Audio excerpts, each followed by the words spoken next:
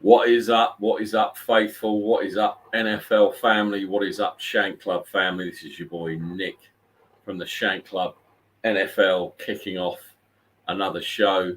Haven't been around for a few weeks. Carl can't make it today. He's busy. Hopefully, and he has agreed to come on, and there is no emergencies, but he may be doing dad duties. Who knows? The one and only AC number 27, Adrian Colbert, will be joining us on the show. So I'm going to be watching that to see if he joins. If not, you're just going to have to listen to myself and Nick chat shit until either he comes on or he doesn't. Hopefully he will. Nick, it's been a while. Firstly, are you able to walk today? Point one. Not too bad, actually. Not too bad. The old legs are feeling pretty good after yesterday's heroics from the team, I shall say.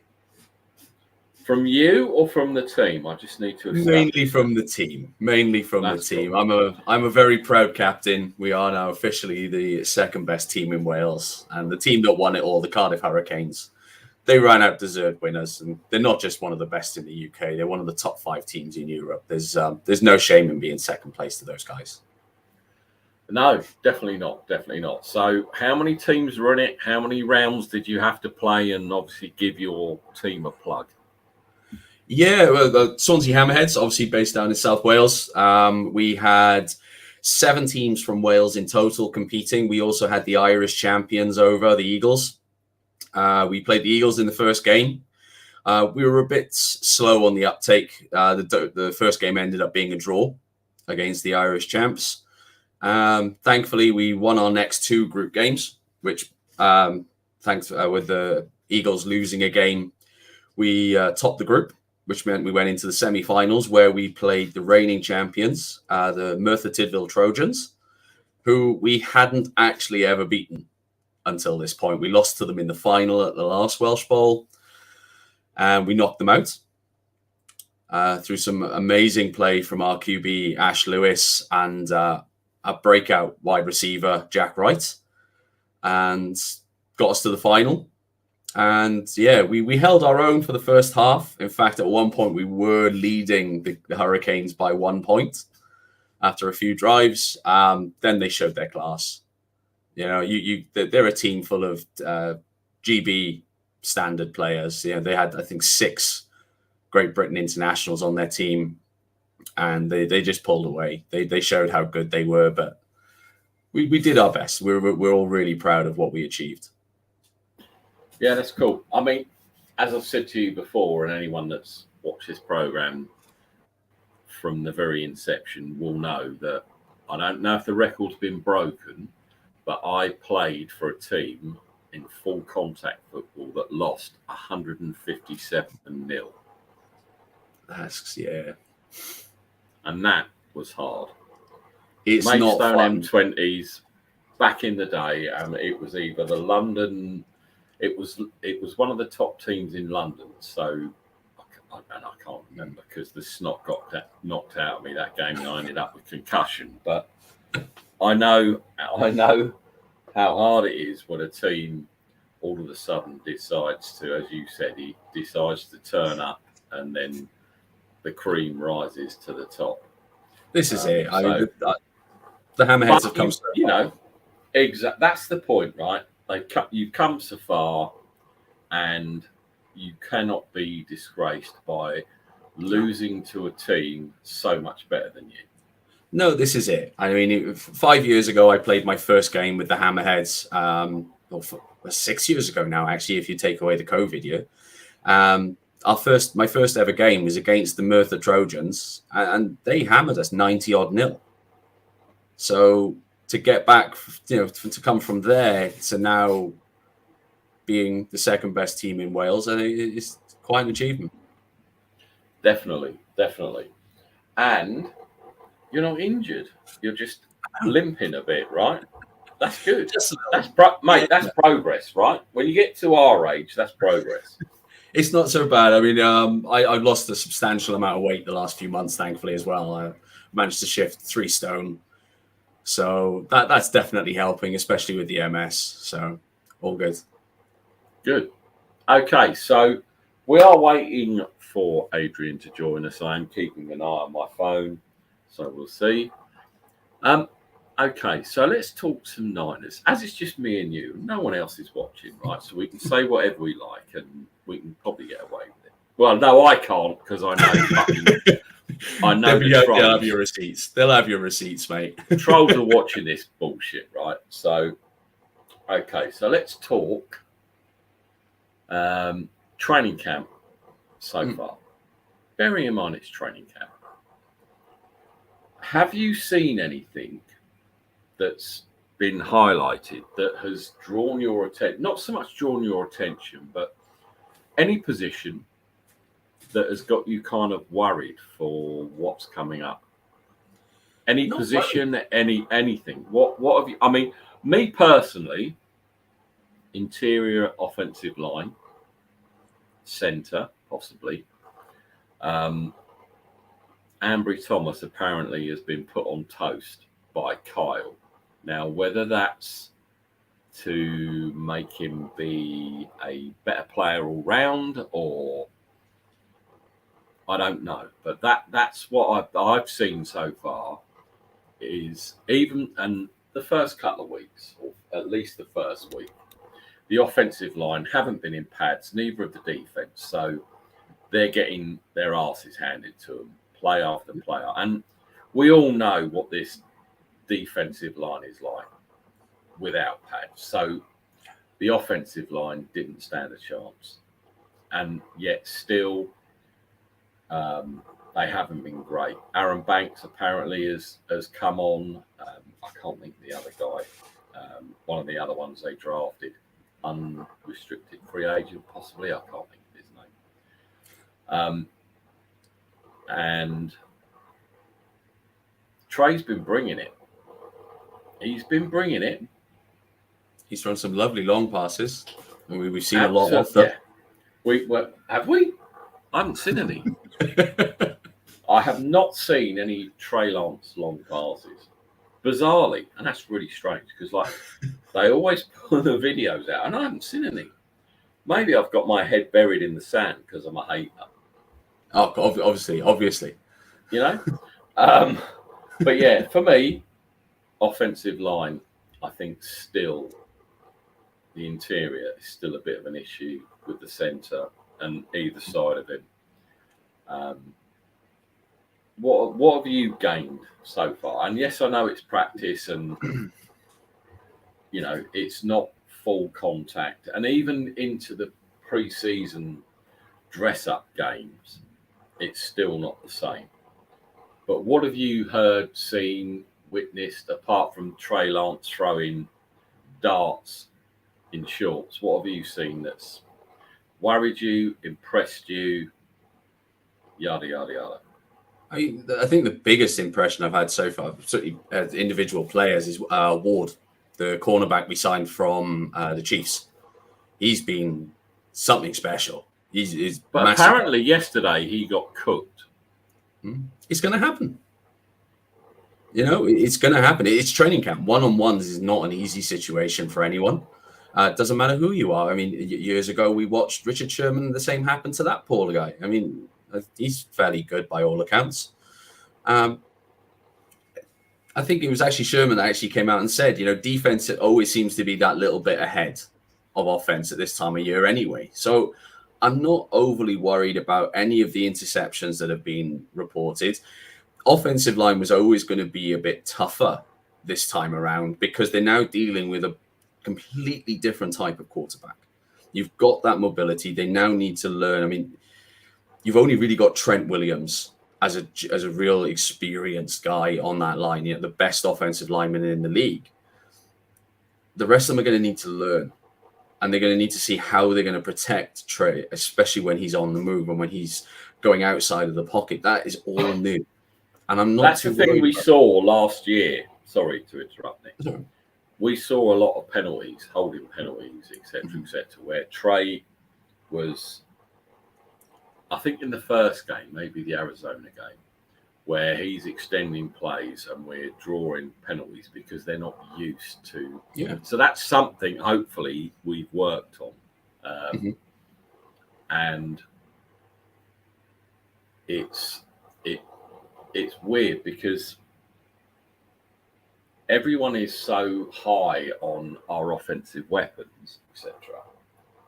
And I'm not counting Trey in those. I'm talking about running backs. Your Debos, your kills. Yeah. But if Trey is running for his life, he can't be protected, that surely means nothing. I think we're just going to need to wait and see. I mean, I'll be honest, I've been quite encouraged by it's seemingly most days you see a tweet coming out that Trey has stayed behind to work with Brunskill, who's been seemingly taking a lot of the snaps at center. And it's things like that. It's going to take time. We can't expect these things to happen in one camp. Well, you say that.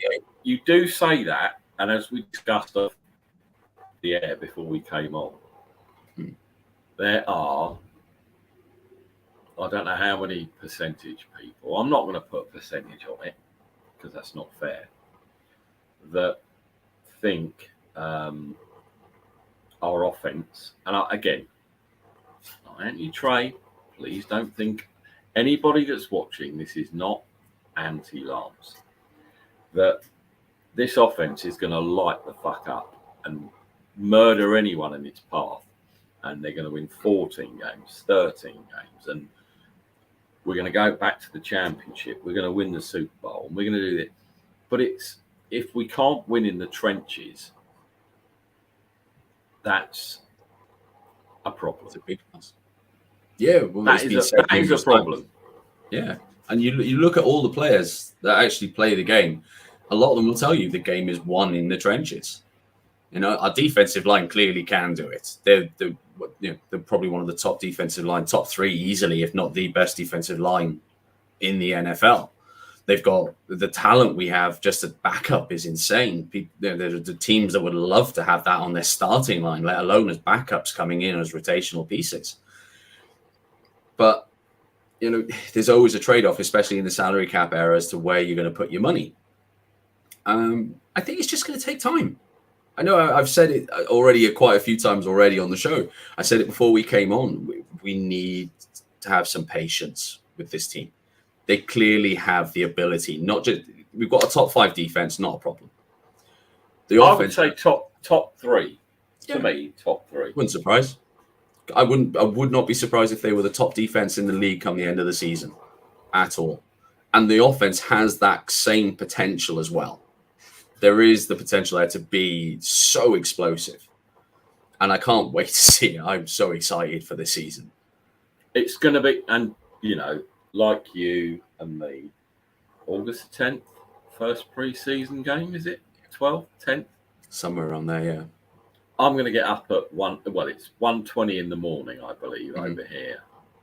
I'll be up at 1 o'clock to watch Trey and the guys go for 3 snaps, and then you'll get the geezers that are going to be bagging groceries in Costco in a couple of weeks. But it's football, and I don't know if you watch the Hall of Fame game. Sometimes. Or watched any of the highlights.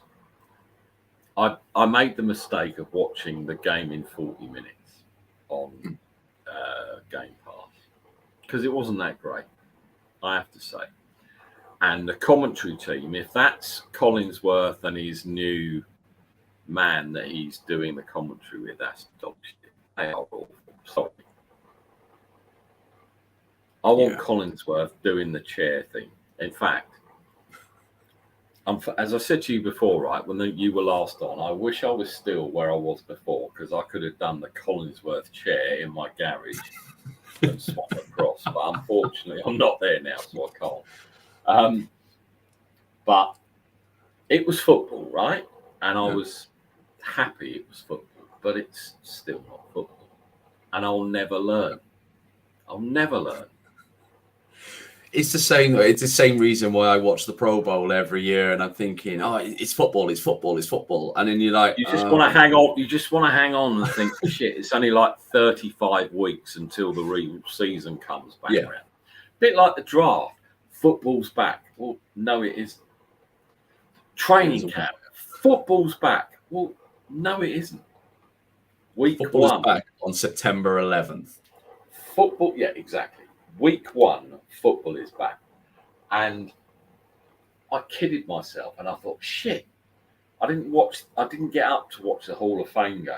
And then I thought, fucking hell, Raiders Jags. Why the fuck would I get up? Exactly. Right? But I should have just watched game highlights, which would probably been about 4.5, 5 minutes tops. I think you're being polite about that. It was dire. But I did like, and I can't remember the guy's name, the Jags overall pick defensive end. Oh. Him. Yeah, him. He looked all right. He looked all right as an edge rusher. Let me Google who it was. I can't remember. My memory's so bad these days. So if it's not Niners. I'll put the geezer who was the first round pick. Hang on. Let's have a look. First round Jags. So yeah, I was. Wasn't it Hutchinson? Blake Bortles. Fucking hell. What's going on? List of Jacksonville Jaguars. Yeah, it's not Blake Bortles. Someone's fucking with me on Wikipedia. From the most recent one, wasn't it? Aiden Hutchinson from Michigan. First round. I really shouldn't be in charge of a phone, Nick. It's not good. Jags. Someone in the chat, there's 4 of you in here. Tell me who was the first round pick of the Jags. I think it was Aiden Hutchinson. No, that don't sound right. Is it not? No, first round picks 2022.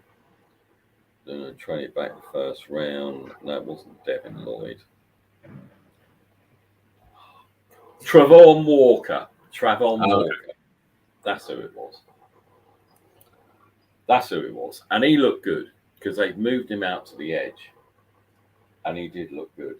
In the limited snaps that I saw him, he looked good. Travon Walker. Brit 125. There he is. He's got it. Cheers, dude. See? Hutchinson went to Detroit. Google is your friend if A, you're not drunk, and B, you can type straight and see through glasses. And I'm neither both. So, but he looked good. Did you see Bryant Young's Hoff speech? I haven't. It's actually on my thing to do today. I've been so busy this week with moving house. I've not seen it either, but apparently He was called. He was introduced by Eddie, Nice. or brought on by Eddie, and I don't care what anyone says about Eddie D. It's Mr. D. He is Mr. 49ers. Yeah, he fucked up. We all know he fucked up. But Yeah. what he's done for all the previous players, what he did for Dwight, and I guarantee you today on that ranch, he will go down to where the catch was and he'll put some flowers. Absolutely. Yeah, he will. Because that's where Dwight is. He treated the players like family. They weren't a commodity. They weren't. It wasn't so much of a business for him. It was, what can we do? You know, he was always on that sideline when it came towards the end of a game. He was one of the first ones there to congratulate them or commiserate them. And I'd love to have Mr. D back. I would. Well, the famous story, of course, is when Dwight caught the catch, he couldn't see it because all he could see was a horse's ass. This is it. And the only way he knew it was a touchdown was because everyone was going nuts. But he couldn't see it because some horse was in the way. And I mean, that's... He's just he is. I mean, I wish he hadn't done that deal that he did. But it's in the past. It is what it is. But he did so much. But you could sort of say that to a lot of things now, where, and we all know soccer is a business. That's all it is. Oh yeah. To us fans, it isn't. But sorry, Brit125, Bryant Young deserved it. Next year, Hall of Fame. Patrick Willis needs to be selected. Yes. Going off on a little tangent, the only thing I think will stop Willis is the fact he had a very short career. But I digress. It shouldn't. No, but then Roger Craig should be in there. But he fumbled against the New York Giants and he's never getting in. And that's bullshit. It's bullshit. Sorry, what were we saying? Oh, yeah, Eddie D. And yeah, everything's a business now. Everything. Doesn't matter what sport, NBA, NFL, soccer, whatever. There isn't that love of family now.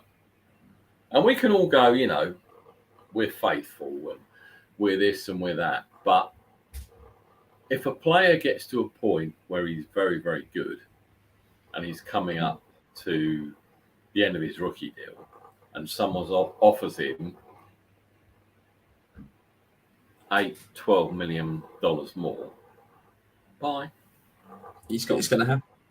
And you can't blame the player for that either, because it gets thrown at them so often by teams that, you know, it's a business.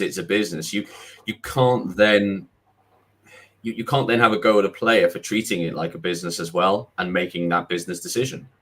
Well, you can, but we all know that we should, and that's the thing, because, you know, I'm going to bring him up. The elephant in the room, right? I've got to. Can't help it. When Jimmy had those 5 wins, 6 wins, whatever it was, 2017, 5. Did he then say, fuck it, I want gazillion dollars a season? No. It was done between his agent and the team. He never said, I want XX. And he became the highest paid quarterback. That wasn't his fault. It's driven by agents, driven by, you know, and everyone's like, he stole it, he's done this, he's done that. He never had anything to do with getting that money. That was Don Yee and the 49ers, Parag. Yet they still blame Jimmy for taking that. And fuck it, Nick, if EE came to you and said, well, you're on 30 grand with BT customer services, I'll tell you what, we'll give you £130,000 a year. Yeah. To do what you do. You know what my answer's going to be already. Hello, BT. I love you. But you get what I'm saying, right? Yeah, Why would you turn that down? You wouldn't. No person would. No. You know, you do see a lot of these stories of when where players are coming up through college to the end, and they've come from. Can you see that? Someone's just tweeted that out about Eddie D. Nice. There you go. Quest for 6, baby. Nice. But yeah, you'll never ever. I don't care who you are and what you do, unless you are God, you aren't going to turn that money down. No, you're not. It's not going to happen. You've got these young men coming through, and this, they're signing these massive contracts for after playing incredibly well, and they're not only doing it for themselves; they're doing it to lift up their family, their friends. It's everything. They want to help the people out who have got them to where they are, and you can't blame them. The other thing, right? talking about money, which is quite amusing, and you saw it back then when Debo demanded a trade. Mm-hmm.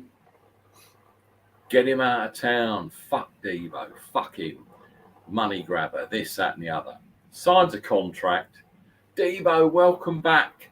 You're cute. You're wide receiver 1. You're going to be the best. I knew you was going to sign back on. Blah blah blah. And again, like I say to everyone that says, oh, but Nick Bosa came out and said, I don't know, Carl Juszczyk is the best running back. Trey Lance has been the best quarterback. Deebo Samuel's the best wide receiver. This, that, the other. Mm-hmm. They're on the payroll. They're not saying anything different. No. They aren't going to say, Geezer's dog shit, the fuck out. They're not going to say that. They're not going to crap on their teammates. Of course. Wouldn't expect anyone to, unless you're maybe Antonio Brown. Yeah, but Antonio Brown is, Antonio Brown. Mm. But it just amazes me. All these people, for whatever player, for whatever team, always say, after there's been a contract thing or they've held out and then signed a contract. Oh, I was always going to sign for the team, blah, blah, blah. And all these geezers get his ass out of town, fuck him out, fuck him off. And they did that with Debo, right? How many negative tweets? Doesn't want to play for the Niners. He's done. Get him out of here. We can do better. We can do this. We got Danny Gray. We got this. We got that. Blah, blah, blah. He signs, and then all of a sudden it's Debo. So it's the same. Problems. Let's fucking go. It just... Yeah. It's always the same. It's people after clicks. Let's hit on a popular topic and let's go with it. That's all it is. It's after clicks and retweets. You're Daniel Kelly. Unless you're Daniel Kelly. I have that. Listen. I tried to get him on the show, as you know, to be fair, and I wouldn't have judged him. I would have given him airtime. I would have muted everybody, and I would have let him say his piece. And if anyone disrespected him, they would have been kicked out the street, because everyone's got an opinion, right? And we might not agree with his or Lob's or AD or whoever, but let him say what he wants to say. But he even refused to come on, even though I said, say what you want to say. Yeah. And I don't get this. Yeah, as Britt again says, hang on, let me bring it up. It's irritating to see people be negative just for clicks. But they will. That's the world we live in. It gets more clicks than anything. But the thing is, right, Nick, we don't learn it. We don't learn from that, because everybody still jumps on that shit. Doesn't matter if it's Grant Cohn, if it's, although he's a complete dick. And I want to see Javon Kinlaw absolutely kill his ass, because that would be hilarious. I would pay to see that. You know, there are some. I wouldn't say content creators because I wouldn't class myself. I'm just some fucking idiot that goes on and presses go live. So I'm not a content creator. I'm just someone that likes to fuck with people. But you get so many different stories from camp, from Cone, from Lombardi, from Mayoko, from Kawami. Hashtag what a fucking hack. Schefter, whoever. So it's hard to you know. Someone got a little pop exhaust going past you. They have, yeah. Sorry about that. It's so hard to decipher the wheat from the chaff, and even all of them probably within that time have gone for clickbait, but yeah, Daniel Kelly, I honestly 100% want him to come on my show, our show, to not bullshit and say, oh, I was a scout, I wasn't a coffee man, I was this, I was that. Just cut down on the bullshit, bro, and just tell us something. And he just wouldn't do it. And it's a shame because I think it would have been a really good show. We'd have had loads of people in here. And probably kicking the shit out of him for some reason. And, I get a lot of abuse, as you know, because of my pump the brakes on Trey Lance. Yeah. Give that jersey away. You're a hater, bro, was one. You're not fit to wear the number 5 shirt. Why are you wearing it? You're this, you're that. And it'll happen, sadly. And I will be the happiest man as a Niner fan if we end up challenging this year. Yeah. We lose, we lose. If we win, we win. And like a lot of people, I want to see the maturation of Trey to see what he can do. That's what we all do. We're all 49ers fans. We want number 6. He has not got much to beat with Jimmy, as in QB stats, right? Throwing, the interceptions, the running, the this, that, the other. He hasn't got a lot to beat. His problem is QB wins. And I know wins with a Z isn't a stat, but some people will judge him on those, right? He could, and he could throw, I don't know, 32 touchdowns, 22 interceptions, and we make the playoffs. And I couldn't give a shit. Fine. At the end of the day, you just got to get there. I don't care what his interceptions to his touchdowns are. I don't give a shit. Win. That's all I'm worried about.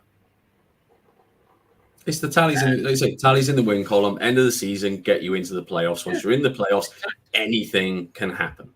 Anything can happen.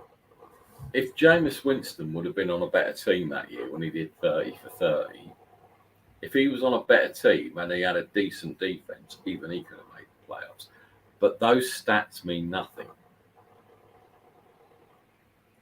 Everyone, and he Winston, there was talk of him coming to the Niners. Oh, he's an interception, he's a turnover machine. But 30 touchdowns.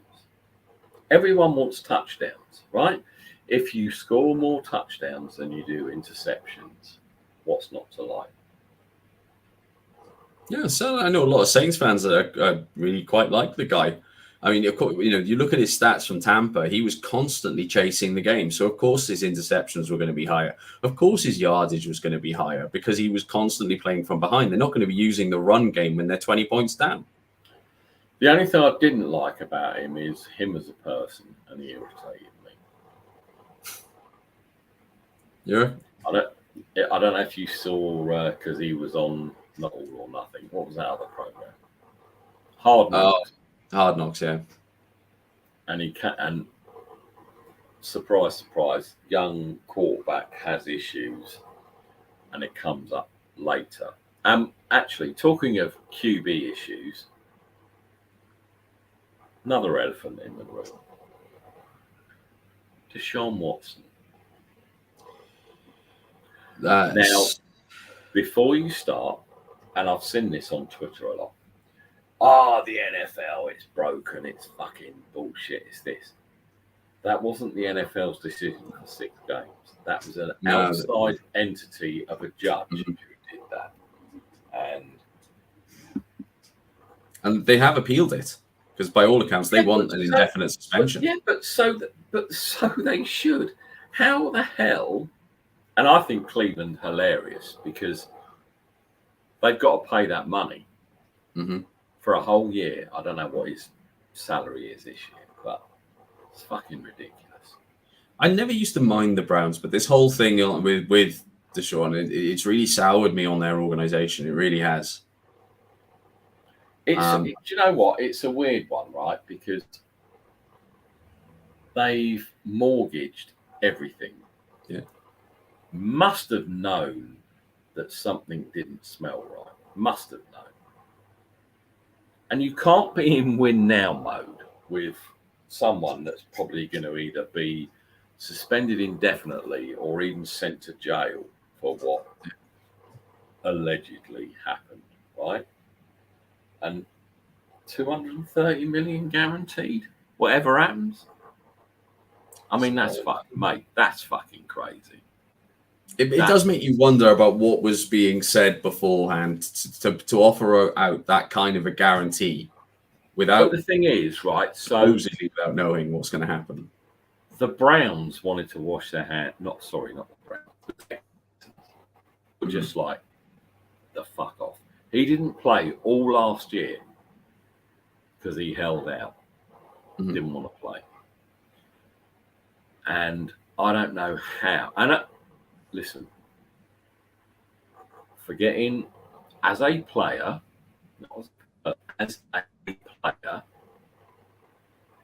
he is a very good player.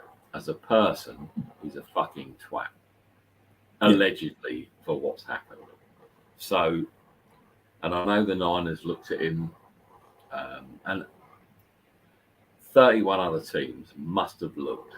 Of course, they did. At him as a player. And obviously red flags came up and whatever. But the Browns still pulled the plug.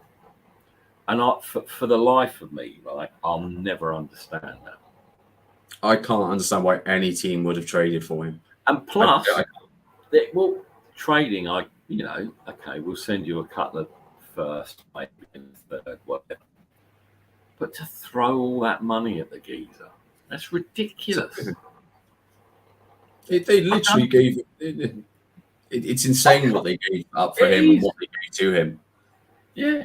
Without knowing what was going to happen, it's like really on a whim that he might beat the rap.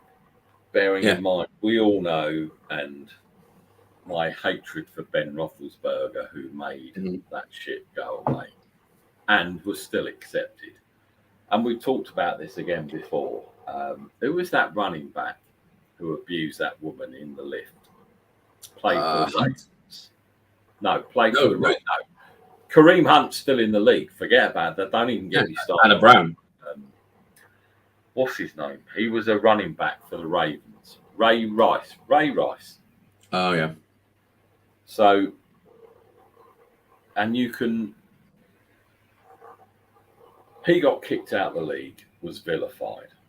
Absolutely horrible. Kareem Hunt, still in the league, still playing, still doing this, still doing that. Ben Roethlisberger bought all these allegations, still played, still had a Hall of Fame career, and the NFL laud these people. It's scary what happens. Zeke Elliott, another one. Exactly. Zeke Elliott was another one. He got pulled up. Is it okay? the NFL is corrupt where things like that. It's a case of if you have enough talent, you can make it go away. Because there are players who have had the same thing, who have done the same things, and they have been just completely cut from the league. But they were career backups. They were practice Ray squad players. Rice They were nothing to get rid of. No, Ray Rice wasn't. Ray Rice was a number one starting runner back, and what he did was disgusting. He got bombed out, but Antonio Brown, well, the fucking list is endless. All the flags on Aaron Hernandez before he did what he did, but he's still allowed to play.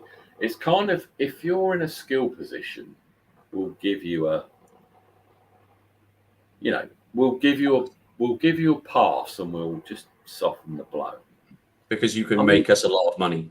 Yeah, because, if it was Aaron Zaragonza, center for whoever, Houston Texans, bye. Gone. But because it's Deshaun, hang on. I think this is talking about Deshaun. Hang on, Sean. It is. I think it is quite a low figure for the first year. But, so where do the entirety of the contract is different, yeah. But don't they have to put 230 million into like a bond, and whatever happens, he gets that money? I'm not 100% sure on that. I can't think of what it's called, but there's like a bond or something. It's not Bitcoin. It's something or other that money has to go in because it's guaranteed.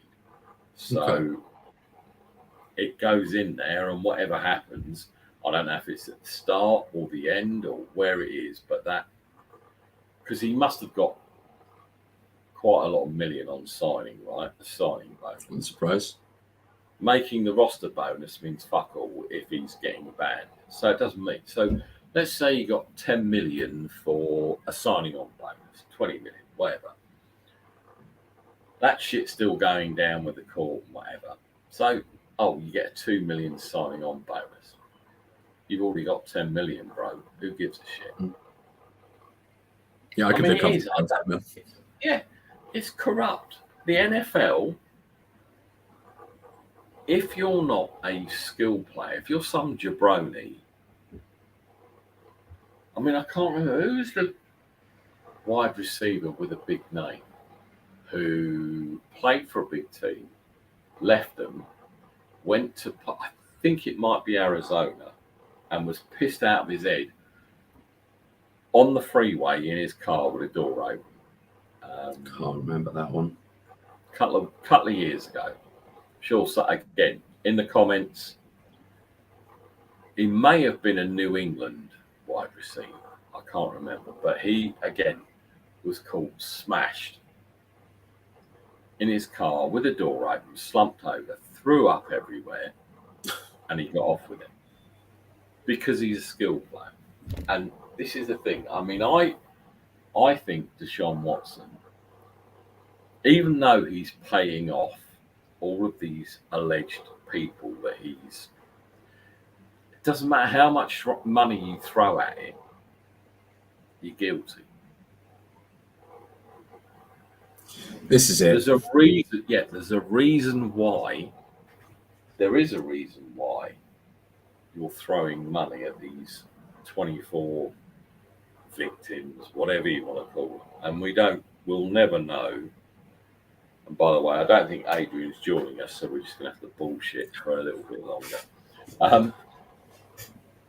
There's a reason why he's paying these people off. There's no smoke without fire. No, there's not. You don't get that many things happening. Apparently, 22 out of the 24 have been paid off. And it just makes you think, us, because obviously American justice is totally different to this country, right? Because we couldn't do that shit over here. It wouldn't happen. You're done and that's it. Oh, You say that it happens everywhere. At the end of the day, if you are a sellable commodity within sports, you will get a free pass on a lot of things. I would say, and I cannot remember anyone as a soccer player, and bearing in mind soccer is the biggest thing in this country. Can you name me one soccer player that, and bearing in mind that Sheffield United, when they were in the Premier League, that player got done for rape and he got sent away. He got found he was found innocent. And he was absolved of all charges. He did nothing wrong. The woman turned out to be lying. All right, Duncan Ferguson. Who else has been away? I can't think. But anyway, my point is, you cannot buy your way out of trouble in this country as you can in America, because it doesn't happen. Because you're either innocent or guilty. There's no, let me bung you a few million to keep you stum. And that's the issue I have with American justice. That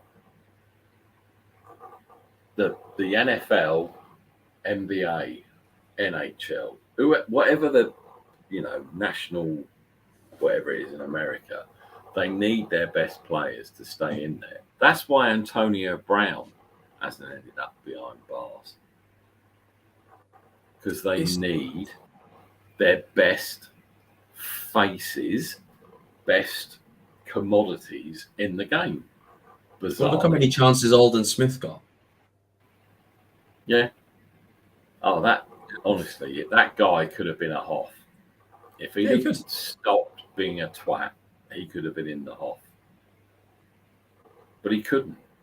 And that, again, that's the other thing with these sports. And I know baseball pay more to their rookies, and maybe even the National Hockey League do. But you throw so much money at these young kids, they are going to, some of them go off the rails because they can't handle that amount of money. This is it, but sadly, you're not going to find, you're unlikely to find out who can and can't handle it until they've got it. Due diligence doesn't work, and we know that. We know that because you've only got, as you say, Alden Smith. Who's the other guy the Niners had? Not Adrian Foster. He was a running back. Who was the linebacker? It was Foster. It was Foster, and I can't think of his first name. Yeah, Foster, Alabama. Yeah, he had. Him anyway. Him. Yeah. There were a few red flags when they drafted him, but they thought they could, weed out, iron out the kinks, and he turned out to be a twat. It'll happen, sadly. You throw millions at people. They say it doesn't change your personality. It just accentuates your personality. Listen, someone throws some millions at me, and I promise you, I'll be a good boy. Just throw 100 grand, will be fine. Just 100K, that's fine, and I'll promise you, I'll be a good boy. Money changes people, mate, and it's as soon as, and I've noticed this as well in the draft, when you watch it, because obviously my friend, who I'm still trying to get on the show, who didn't get drafted, Cal Garrett, who was in Mizzou, who was in the same class as Drew Lock and I can't think of the tight end, and there's a couple of receivers. Even before they're drafted, people are falling over themselves to give them money, endorsements. And Kale was offered a substantial amount of money just to sign some rookie cards. And we're talking 4 figures. He went undrafted. Yeah. Drew Lock, the autograph market is insane. Was offered, I can't say, but I know for a fact because I've been told, and I believe, obviously, Kale. a few million just to sign some gloves and got an endorsement from the glove manufacturer, from the shoe manufacturer, from the sweatband manufacturer, from what deodorant you use. Unadmittedly, Drew Lock's a quarterback, and I get It'll happen with quarterbacks. you'll get the hate with that, but it was ridiculous. He was a multi-millionaire on a rookie contract of $900,000. Yeah. It's the way it's going now. And I mean, of course, now you've got college players in some states are able to sign agreements as well now. Now they're able to make money off their likeness, which I'll be honest is kind of fair because these universities make obscene amounts of money off these kids' backs and they get nothing. But the thing is, I get that with with college players, right? Because they're not earning nothing, and they're not going to earn anything until they go into the Premier League. Sorry, not the Premier League. The NFL. Sorry, I'm watching the Premier League on the telly. I'll do it. And they're not getting anything, but they're still getting paid for not doing anything. They're not doing anything. Their hope, these people, these leeches, are like, well, we'll give you 30 grand, but if you make it into the big time, we'll take 70% of your earning. And these young kids are probably, fuck it, yeah, I'll take it, because I'm not going to earn anything. And then all of a sudden, they're giving away $3 million and only getting $1 million, you know? And it's all about money. And it shouldn't be. It should be about talent and how you. But it's not even so much about the talent. It's about potential for winning, for getting. You know, how many Super Bowls could this player win? How many MVPs could this player win? So are you talking about Trey Lance by through the roof? I mean, the just money. Out of interest. It's all of them. You know, you look at. Any quarterback that gets drafted in the first round, you look at the cost of their cards once they hit the resale market is through the roof.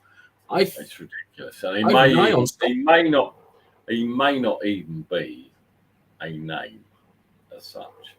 This is the thing. It's all the potential for it, you know, because the card could, in a couple of years' time, end up being potentially worth what that the Panini Contenders. Tom Brady rookie card. I think it went for just over $2 million. And that's what they're looking. They're banking on spending 10 grand now so that in 10 years' time, it's $2 million. The other thing as well, like someone like, I don't know, Ryan Leaf, complete bust.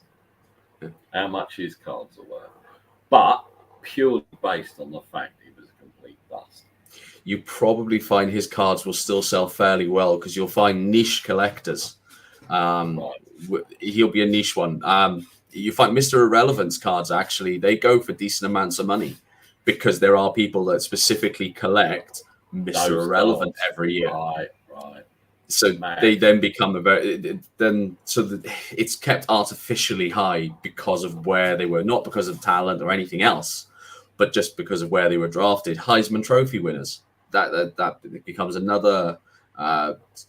Not as niche as Mr. Irrelevant, but they go for crazy amounts, even if they don't end up being first overall picks. So before we finish off, what is the highest card?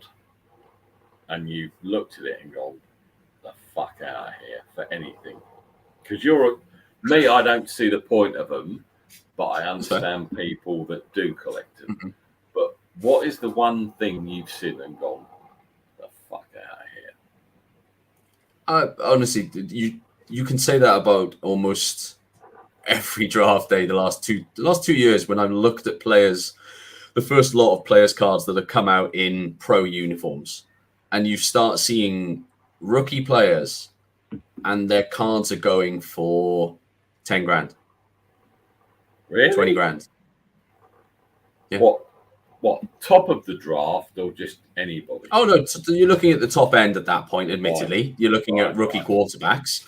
But you think like Trevor Lawrence's cards, they were hitting 5 figures, no problem. because of the potential for him being a league MVP, going on to the Hall of Fame.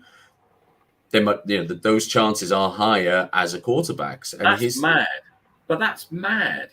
So, okay, so trade cards are already going in the thousands. Yeah, I get that. So I'm and I'm sorry, I don't know where Trevor Lawrence came from. Alabama?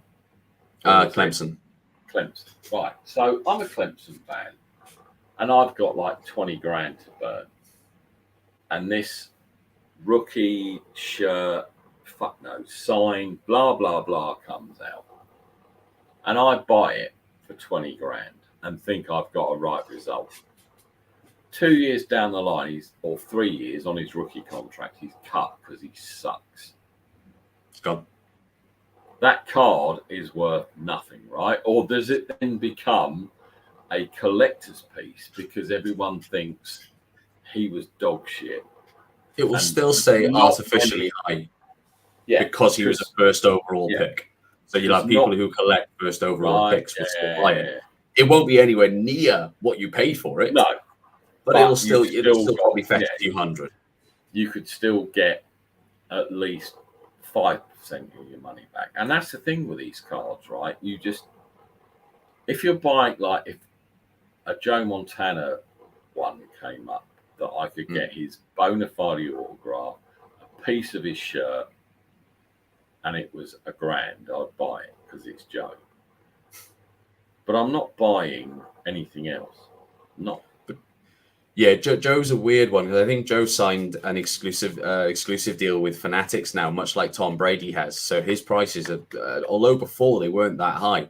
In fact, you could buy Joe's stuff for cheaper than you could buy Patrick Mahomes. Well, luckily, I met Joe in London when he was over here a few years ago, and he signed 2 of my things. Oh, nice. And Roger Craig. I got 2 Roger Craig autographs. Got a helmet of Roger Craig and a Joe Montana behind me. Shut up. Don't start on the helmets because I can't do those fucking things. But I was lucky to speak to Joe, get his signature on a nice photograph. And Roger signed 2 of my caps when I want to say it was a Denver game, possibly over here in London. Maybe the one before that. Might have even been the Jags, where I got Frank Gore's. I was going to say Frank Gore's ball. There you go. Hell yeah, what a piece that is. There you go. That's worth more than anything I've ever got.